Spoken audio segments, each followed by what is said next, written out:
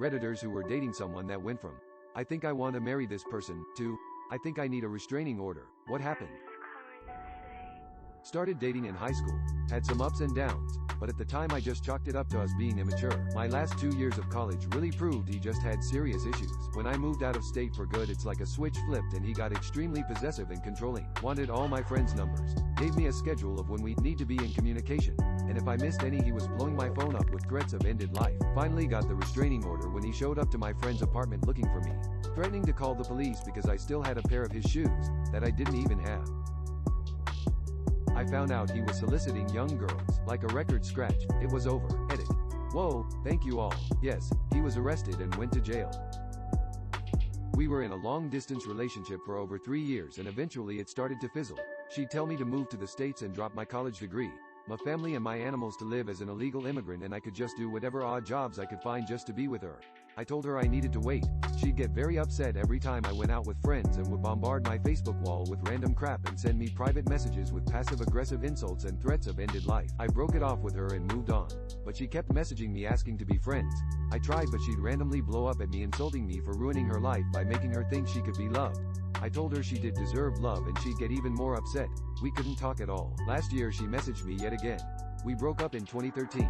Telling me that I had a legal obligation to marry her since I said I would 5 years ago, and therefore she expected me to just fly up there and fulfill my obligation to her. Had to block her. Edit.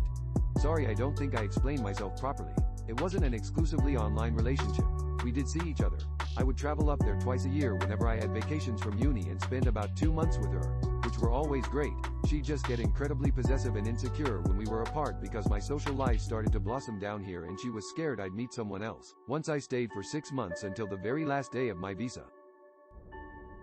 After being beat down mentally from her, I started suffering from erectile dysfunction at 22 years of age. Eventually I mustered the courage to leave her. She quickly moved on to someone else, who would later become her husband, and called me every week to basically rub it in, saying how much better he was than me, how much bigger he was than me, etc., etc. I moved out of state, changed my number, never heard from her again. She called my parents and even showed up at their home, but they told her to go away. About 10 years later, my friend ran into an old friend of hers. Apparently my ex got arrested for beating her own mother, got out of jail, and beat her husband, then tried to take their kids from him. She was arrested again, and later released. Guess I dodged a huge bullet there. Started dating this girl during my junior year of high school. We dated for about 7 to 8 months when she started becoming a huge flirt. I don't judge, but it's not something I could emotionally handle, so I called it off. I started getting closer to one of my best friends as she was a huge support during the breakup and eventually caught feelings. My ex did not like that. Late one night I see her flexing her dad's weapon on her Instagram and in the comments saying, "I'll shoot the both of them." Went to the dean's office at school the next day and she got arrested and spent the night in jail. Actually did end up giving a no contact order. We were actually engaged to be married. Then she went on holidays without me and came back pregnant. She then told me, "You have never done anything to prove you really love me. Accept this baby and help me raise it to prove it." I declined and asked her to leave the home that I paid for, and that was in my name. She refused, so I made arrangements, canceled my lease, then left and told her there were 4 days left on the lease, I think. She wailed, "But what am I supposed to do? I don't have a job." I moved my ex in way too early. She hated where she was living and I wanted to help her with her mental state, so it seemed like a good idea at the time. She didn't have a job, so I paid for everything. Whenever she finally did get a job, she would keep all the money to herself and then quit out of nowhere after a couple of weeks or so. Slowly but surely she started abusing me in pretty much every way but sexual and like a frog in boiling water. I allowed it to happen by justifying it to myself. I even found out that financial mistreated is a thing. You know it's a great relationship when it teaches you about a new form of spousal mistreated.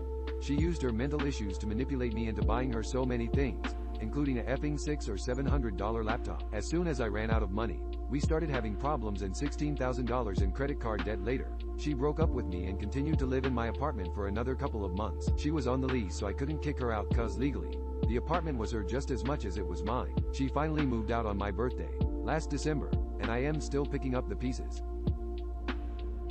I'll throw my hat into the ring here. Dated a chick years ago. She was essentially everything I thought I wanted in a girl. She was cute, funny, Liked just enough things I liked for us to have common interests, but just different enough to show each other new things and experiences. I was heavy into her and she was heavy into. Then things got weird. She started getting jealous of high school friends I'd known way before her, and even went as far as telling me I wasn't allowed to hang out with some of my female friends except for the few she thought were uglier than her. Things got worse. She started getting jealous of inanimate objects like my game consoles and video games, some of which she gave me. It came to a head when my grandmother asked me to watch her dog. She was a tiny hand dog that I adored, and one day I was half asleep and saw her literally kick this tiny dog off my bed, like with her feet. I asked her what the hell her problem was, and she told me that she doesn't like that I give the dog more attention than her. Things got even worse. She would physically mistreated me when I did things she didn't like, such as bending my fingers, hitting me in the face, etc. Eventually everything I did she didn't like. After a while I got the courage to dump her ass, and she tries to tell me she's pregnant to keep me, which is an obvious lie. After that I discovered she'd still stalked my Facebook page,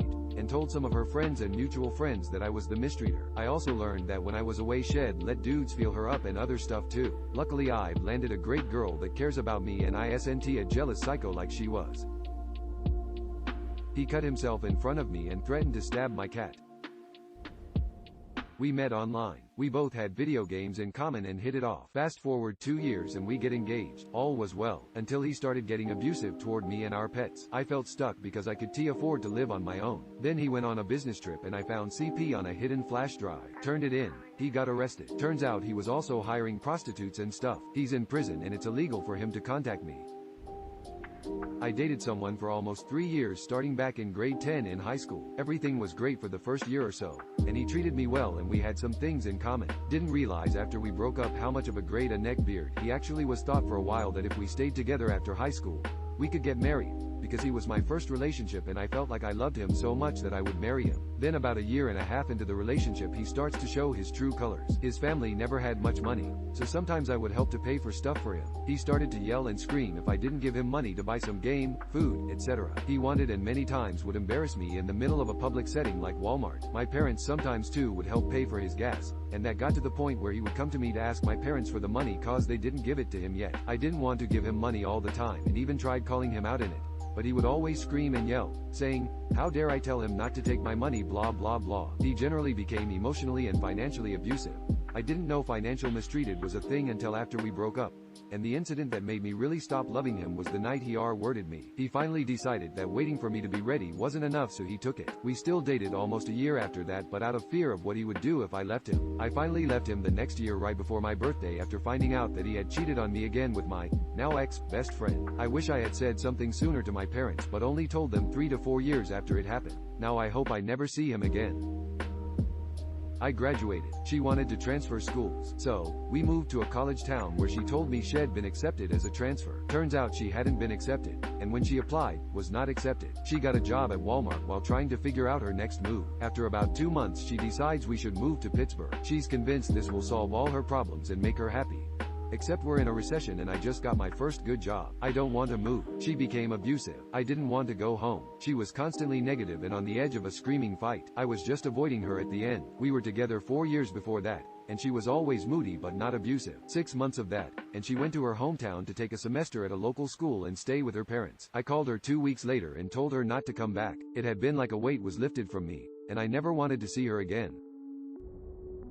This is about my sister. She and her ex dated on and off in high school. At some point in the 8th grade, he admitted he was in love with her and she admitted she had feelings for him, too. So they started dating in 10th grade. I told her something was off about him. I'm not necessarily an intuitive person.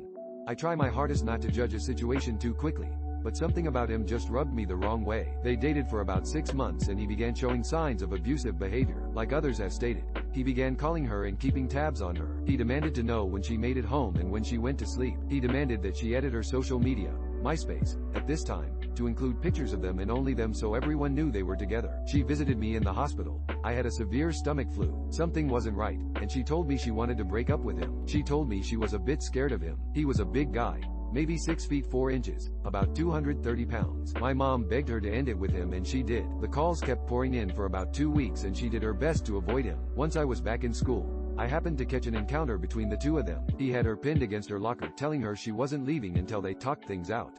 I told him to back off and he threatened me, and then she threatened him. He stormed off, punch a locker, broke 2 of his fingers. He dropped it for a while. He popped up a few years later on the morning of my sister's wedding with a love letter. We are not sure how he knew she was getting married.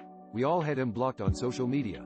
The letter was mailed to our home, which she no longer lived in. He hasn't come around anymore. But honestly, I would not put it past him. My sister's husband is an avid hunter, so that may be what's keeping him away. I was dating a guy who was very sweet in the beginning. After about 6 months he got possessive. He didn't trust me. An example of this was one night I told him I was meeting a friend I used to work with at a bar a block away. We lived in a safe area and it was a short walk. Her name sounded like it could be male or female, but I assured him she was a she. He showed up at the bar while we were there and it made him look very insecure. He began tracking my phone's GPS. I found out when I stopped at a relative's house after work on my way home and he freaked out and called my mom. She actually knew that was where I was and he had a hard time believing I wasn't cheating. The last straw was my first week at a new job. I worked nights and had my phone. I got this long-winded email regarding an innocent comment on a Facebook selfie of me. There were screenshots of it and a huge manifesto about why my buddies online all wanted to take me away from him. After I broke up with him, I got emails for months swinging between apologies and telling me I was the mistreater. I got emails telling me he was being drugged. It was insane. I was young, dumb, and thought I was in love and ignored many red flags. As he got more comfortable around me, he let his crazy out. Someone stole his cell phone and he asked me to purchase a shot weapon for him so he could go shoot the person who did it. It took me another 1.5 years to leave. I did try breaking up with him, but he told me that if I ever tried to break up with him again, he'd kill everyone I love and then himself, so I didn't know what it was like to be alone. That relationship ended in an order of protection against domestic violence. He was nuts. Like, subscribe, and check out our TikTok for more content. See you next time.